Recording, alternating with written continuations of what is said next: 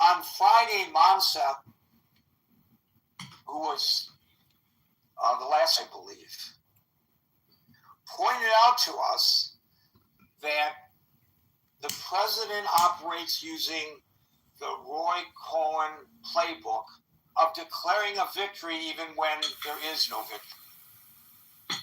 And that's what happened with that strike. I don't think the strike was uneventful and ineffective, but I think that at the very least there was a degree of hyperbole.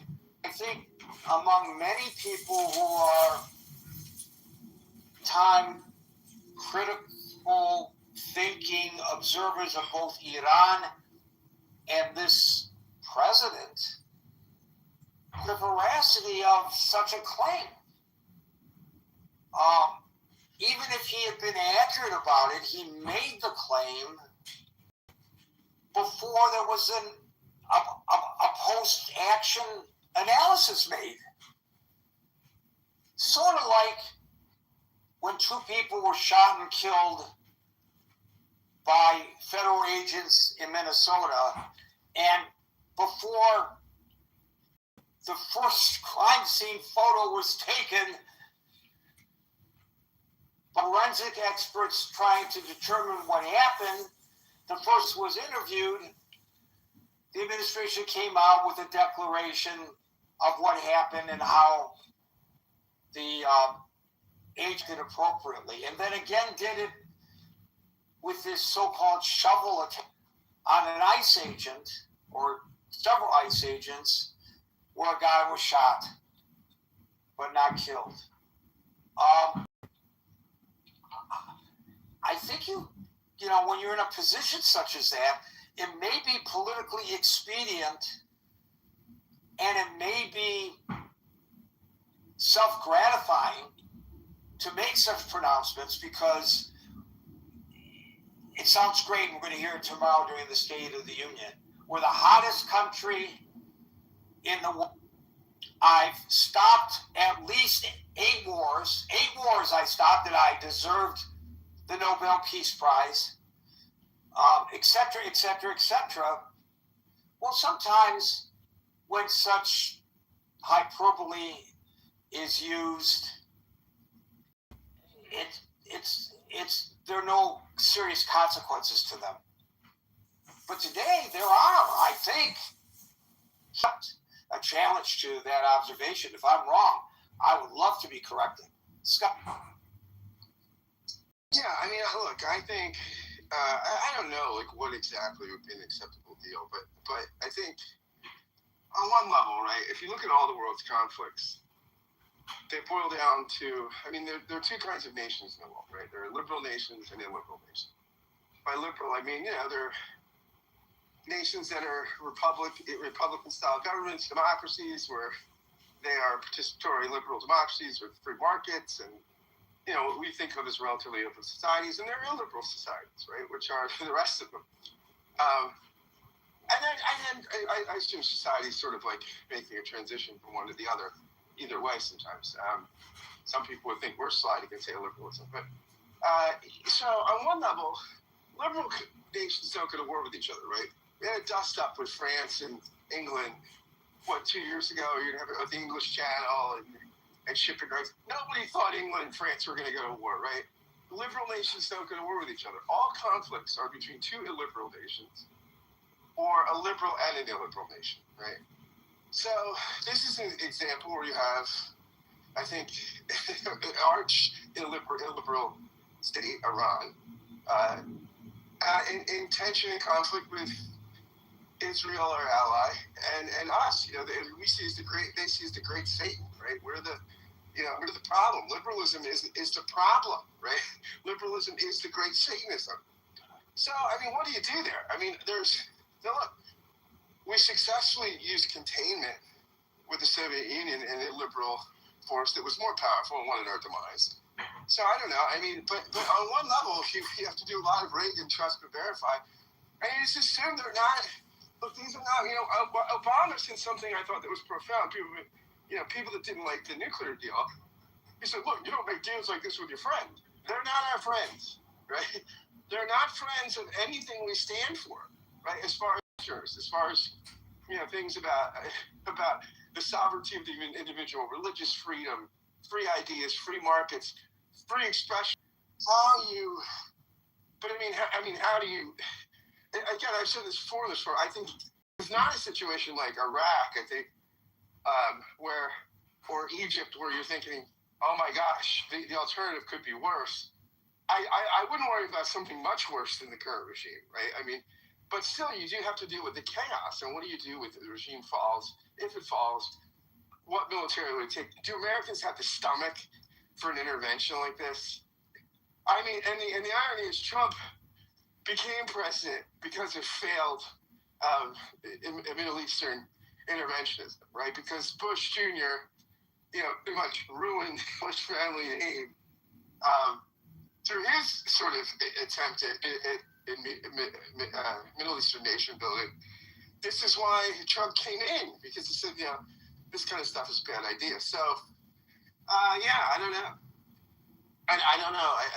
I guess all you can do is trust. No, I don't know. Don't trust and verify, I guess, in this situation. Thanks, Gary. So in your mind, what could there be in such an agreement that would be palatable to the current administration? Yeah, I don't know. What are the characteristics involved, right?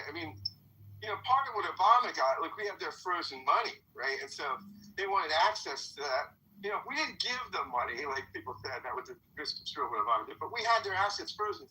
We unfroze some of their assets. We didn't pay them off. We unfroze their assets. It's an incentive for them to scale back the nuclear program, to stop. But, they're going to do everything they can to get a nuclear program, a weapon, right? Come on. That's just, they're going to do everything they can. So I don't know how you mitigate that stuff.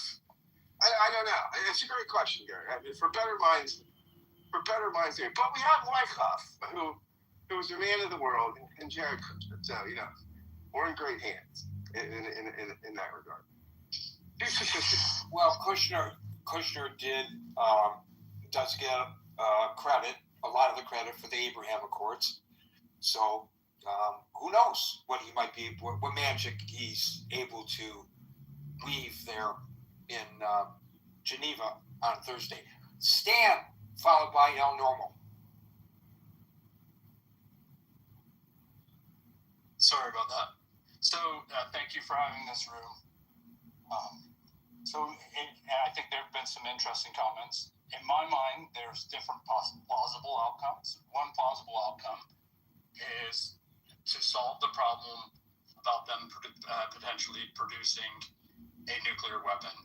I believe that that's fully negotiable if we want to do that, because they will acquiesce and allow various means of monitoring, supervision in such a way that they can't produce a nuclear weapon.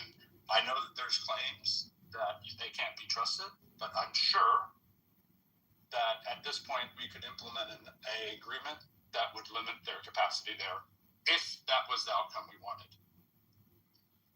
An alternate outcome is to eliminate any support of their terrorism going forward, and an additional outcome.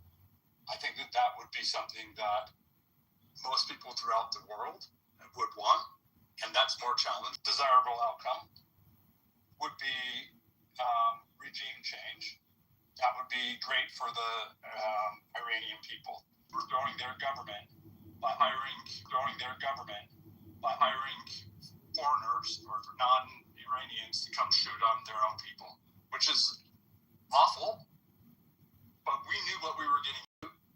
We knew what the likely outcome was, and we did it. So we're responsible for 50% of the deaths or so. I don't know. I'm just putting a ballpark out of there. So, and when I say we, I'm clearly saying a portion is the U.S. and a portion is the Mossad, a country that supports Mossad. So emphasize here is part of this is a distraction. And the most important thing for us and for the rest of the world is that we put regulations around AI because it's starting to eviscerate jobs.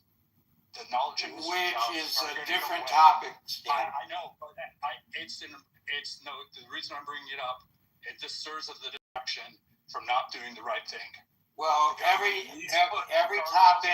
topic serves as a distraction from another topic in the minds of somebody, and I can't recall a day that has not been articulated by someone about something, their pet issue that they feel that whatever discussion we're having detracts from what they want to discuss.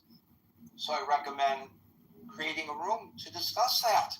If we or recommending to me that I use it as a topic in the future. I'm happy to hear all such recommendations. El Normo followed by Hermes. All right. Thank you, Gary. So I got a bunch of stuff. I'm not sure if the suggestion that the U.S. and Israel are responsible for people dying in the JCPOA didn't stop Iranian nuclear enrichment. It delayed it. And it would have expired on October 18th of 2025. And looking back, I think we're probably in better shape that we were able to financially strangle Iran finally. And that, by the way, the European Union joined America in doing that. And also bomb its nuclear sites. So I checked on the president's quotes, and I would say calling them a lie is not accurate. What he said was we completely and totally obliterated key Iranian nuclear facilities, including Fordo. And again, checking, we dropped 12 30,000-pound MOPs, or massive ordnance penetrators. I think I have that right. The military, I don't want to say nerds, but the military obsessives here, correct me if I got that wrong, but I think I got that. So it's, and we dropped them through the ventilation shafts to ensure even more penetration. So it's not that bad to say that we obliterated those nuclear sites. At best, it's an exaggeration. Maybe it's hyperbole, but it doesn't sound inaccurate, actually. If you drop 12 of our most powerful bombs, short of nuclear bombs, on a site with the kind of accuracy that we achieved with American and Israeli intelligence working together, doesn't sound too bad, actually, to say that we obliterated those facilities. I want to also point out that Israel is the top target. Israel and the United States are the top, the big state in the United States and the little state in Israel are the top targets of record for the Iranian genocide regime. But in fact, this regime is responsible for the death of easily over 1 million Arabs, tragically. And I'm thinking of the estimate of around 350,000 in Yemen, around 650,000 in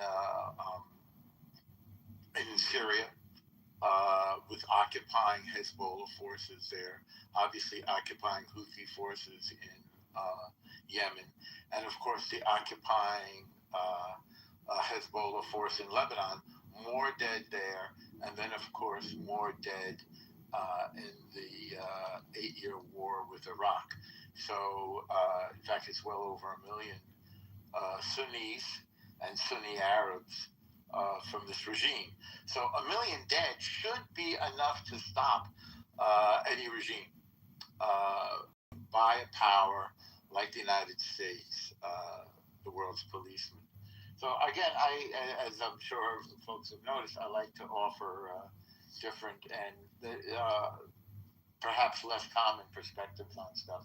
Let me just see if I guess I actually took a few notes on these things.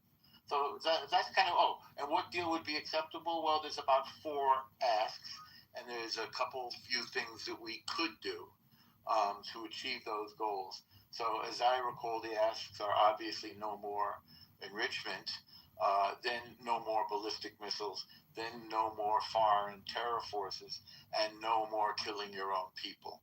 So those would be, I would think, the top 4 asks, and I don't know that we're likely to get all of them, but that would be the asks. And in addition to outright military strikes, I think we could and should turn the internet back on there if we have a way of doing that.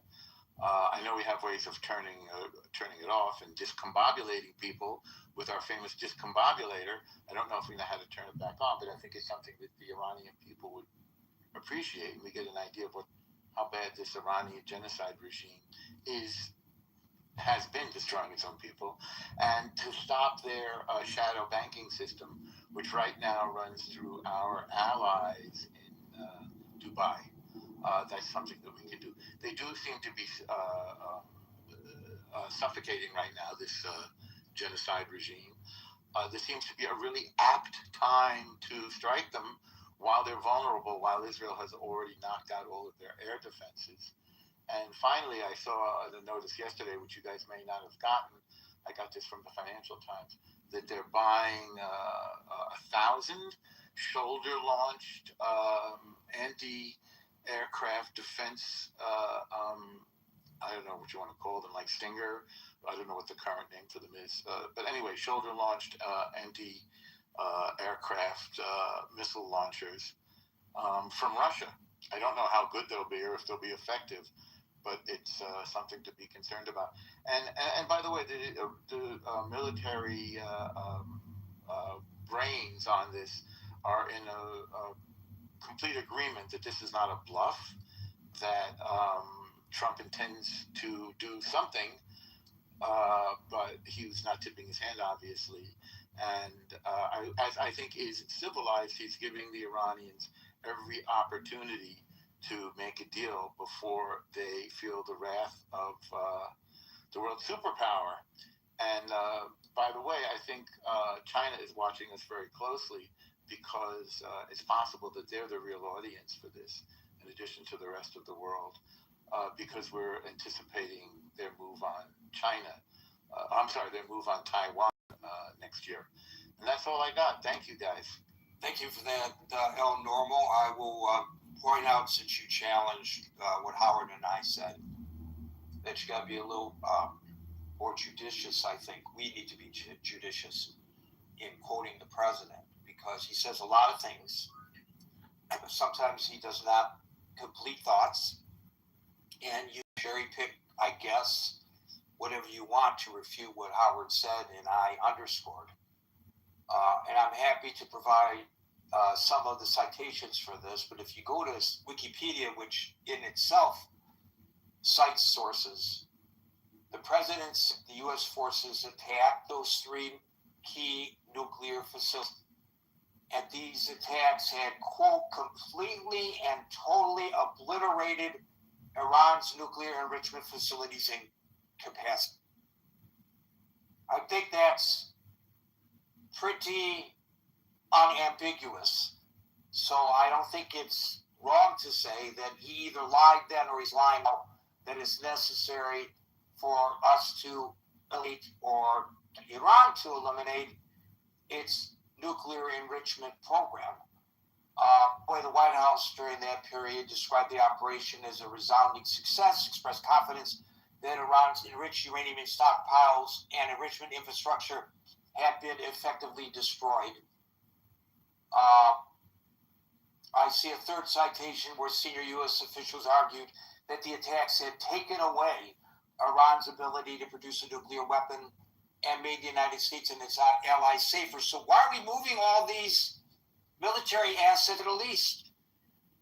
To echo Howard's very prudent question, which was not debunked through one quote of the president. Hermes, followed by William. Thank you, Gary. there's been a lot said, and I want to give a little bit of a different perspective. As you guys asked, folks, and I see all war is wrong. Some war is necessary, right? You need to defend yourself from an attacking country. But I don't know if you saw where these Buddhist monks were walking from Texas to D.C. It was on social media. There was a lot of coverage of that. In fact, my news organization gave it coverage. Yeah, maybe we need to take a page from their playbook, so to speak, right? Maybe we need to at least maybe start considering the message that they were trying to spread. And what I always thought so amazing about that walk with the monks is when they would come into the towns, the people would just start bawling as soon as they would see them, right? And a psychologist, I guess, said that, well, we as humans, we identify pure good. And when we see it, in whatever form, right, we become emotional. But thank you, Gary, for the mic. Do you think that a bunch of Buddhist monks walking across Iran would reach the heart of the mullahs, who are Islamist fascists, fundamentalists, and get them to lay down their arms and their attempt to spread their form of Islam across the world? By the way, it's not just the Jews and the Christians that the mullahs hate. It's those who do not ascribe to their form of Islam, of course. But that's weird sometimes in the discourse. But you think that if we, instead of dropping bombs launched from those 2 aircraft carriers, trained Buddhist monks trained in parachuting, and dropped them over Iran, and they walked across Iran, that it would touch the heart of the regime and they would give up these aspirations? I would like to believe that, yes, I would. But, I got a better idea, Gary. What if we take these monks and we make, each one a world leader of every country? And see. Well, I don't know that we have the ability to do that, but thank you anyway, Hermes. It's nice that you are a dreamer, and I know you're not the only one. Did I come up with that? Or did somebody else come up with it first? William, followed by Brent. I actually agree with a lot of what you said and a lot of what Norm said. I don't think you can negotiate with Iran any more than you can negotiate with Putin. They want what they want. And I don't know that they will seriously be dissuaded. And if they claim that they're dissuaded, I don't believe they would actually live up to dropping what they want, which is to, as the theocratic regime, to oppress the people. I don't see that changing. And I also agree with you can't rely upon what Trump says. But he's the president we have, so you have to at least listen to what he says and look for other sources of information to see what the hell is going on. So in that regard, which one of his pronouncements are truthful? That the uranium enrichment program in Iran was obliterated by our attacks, or that it needs to be ended through these negotiations, or a subsequent attack if the negotiations are unsuccessful? Which is the truth after going through the secondary sources? I don't think either of them are truthful because I start with the presumption that everything that comes out of his mouth is lying, because most of the time he will contradict himself within the same speech or the same paragraph. I guess we'll see the State of the Union soon, and see how much he ad-libs and contradicts himself there. But I don't see. So you can't rely upon what he says. I think he's probably lying about the obliteration because it's a braggadocious thing for him to say. Maybe there was some degradation, but I would need to get that from an alternative source to actually confirm it. And I don't think we have very good assets on the ground that report back to us. Maybe they report back to other intelligence agencies, but we're not in the intelligence agencies. So, who the hell knows? But I don't think he can rely upon what he says. I presume that he's lying or hyperbole or exaggerating. But, I doubt that everything was obliterated. And I saw some other reporting that says, they still have highly enriched uranium or whatever the physical material it is that they were working on.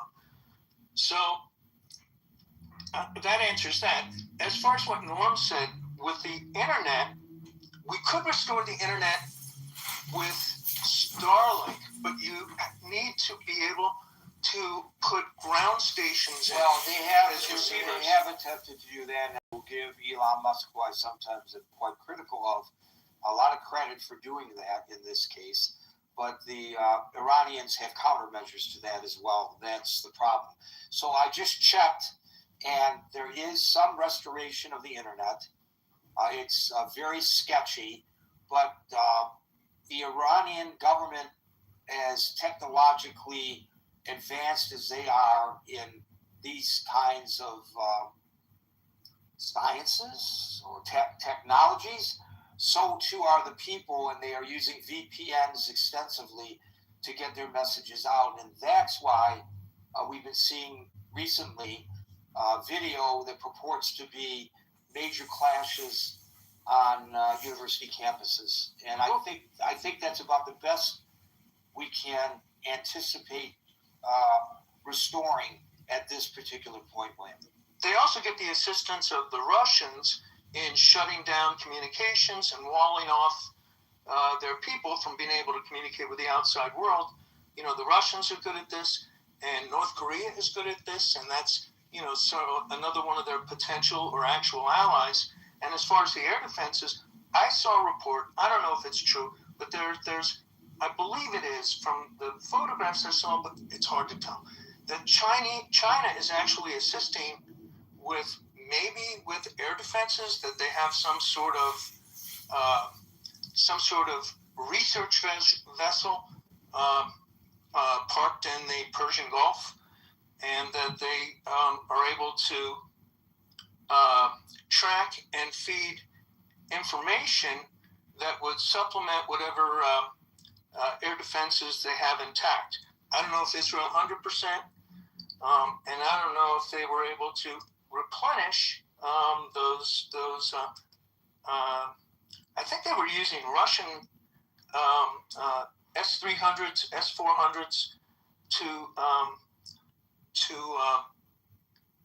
track what was going on, but I don't know how many they have left or what they have left. But I think they are getting an assist from China.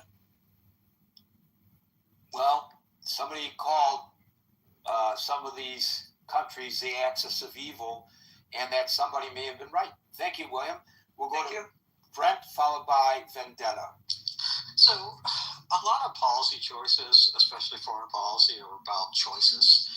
The JCPOA didn't deal with a lot of issues outside the nuclear program, but what it did restrict enrichment to 3.67%.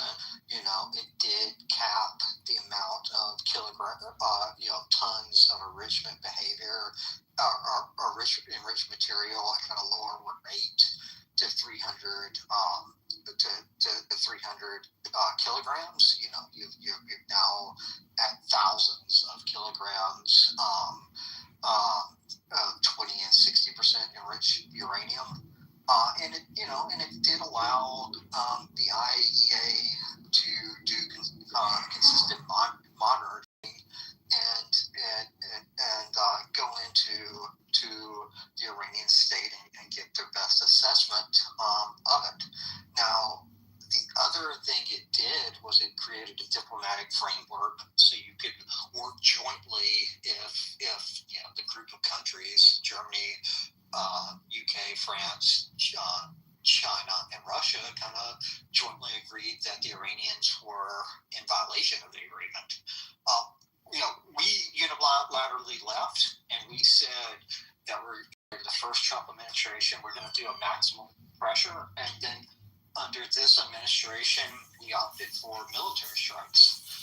The problem with the military strikes has always been you have a crap ton of enriched uranium already in Iran, and the only way to really get rid of that is to go in on the ground and search the country and get rid of it. There's really no other way around it.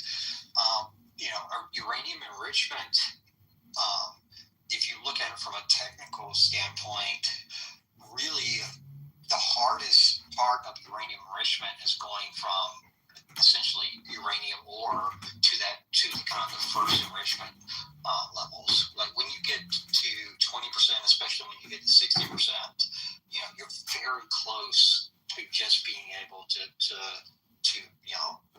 hit the gas pedal and make it to 90% and get weapons grade material. So I think at the end of the day, that this sort of leaving a diplomatic solution and leaving a cooperative framework with our partners is showing itself the downside of doing that. We are essentially alone besides Israel in the world in dealing with this problem. The Iranian state is closer than ever to a nuclear weapon than it's ever been in its history. And they're backed into a corner, and it's a really scary place for the world, and it's a really scary place for the Middle East. So I'll leave it there. Brett, there are a lot of people who are, thank you for that, very critical of the JCPOA. I was exchanging messages today with somebody who, I'll tell you who it was Avi Perry, who wanted to come here today and couldn't. And, he's kind of like our resident expert when he's available when it comes to the Middle East and Israel and Iran. And I opined that perhaps the Obama administration was more pragmatic in recognizing that if military activity, I wrote this as well, by the way, in the chat over the weekend. If military activity is off the table, because that's a big decision to make, then the diplomatic solution is all that's on the table, and that in spite of its various failings, the JCPOA at least was something. And his response was, it was the worst thing that could be done. It was horrible, blah, blah, blah, blah, blah. I'm not an expert, but I've done some research in preparation for today's discussion because I knew that there would be continued references to the JCPOA, which for the uninitiated stands for Joint Comprehensive Plan of Action. So that was a 2015 nuclear deal. Under it, Iran agreed to limit enrichment to 3.67% for civilian nuclear generation. 3.67%. After the United States withdrew from the deal in 2018 during the first Trump administration, Iran gradually increased numbers. People can reach their own conclusions, and they can make whatever political statements they may want to make, aligning Mr. Obama and Mr. Biden and Mr. Trump based on their own partisan viewpoints. I'm just reading the facts as presented by the recognized authority, the United Nations International Energy Agency. Vendetta, followed by Dr. Francine. And folks, we are now at 5:59 Eastern Time. We are no longer inviting folks onto the stage, but in about 38 seconds. We will go into extra time. Okay, I lied. 2 seconds. It's now 6 o'clock. We are now into extra time so that everybody on the stage and the queue will have an opportunity to speak. So we'll go to Vendetta, followed by Dr. Hello, Gary, and everybody else. Firstly, I'm gonna have to apologize because I'm behind the weak connection VPN because I'm talking from Tehran. Yeah, GCPOA was something really. It was fresh blood into Islamic regime's body. That's what gave them power and bought them a lot of time to grow their proxies, also to work on their military tactics and everything, and expansions, and also certainly on their nuclear capabilities. So how do you reconcile your observation from inside the country, which is much better than anything that I could hope to present based on looking things up on the internet as I just have?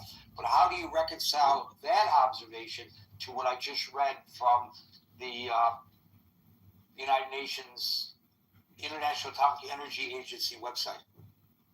Look, the fact of the matter is that we know our regime better than anyone else because we've lived with them. We know their personality, and we know that they're not an honest regime. So nobody can trust them. So if they deploy any sort of strategy, their main focus is to buy time in order to be able to do whatever they want to do. And I'm sure that President I did mention that Vendetta a little earlier that they do this, but I just want to know specifically how it is that when we left the JCPOA, the 3.67%, which may have been a lie, enrichment program erupted to 20% and then later to 60%. Sure, you can say that this was the original reason why it happened, but when I'm talking about them not being honest, it's because I know that at the same time, there have been several facilities, nuclear facilities that have been, the government had been working on.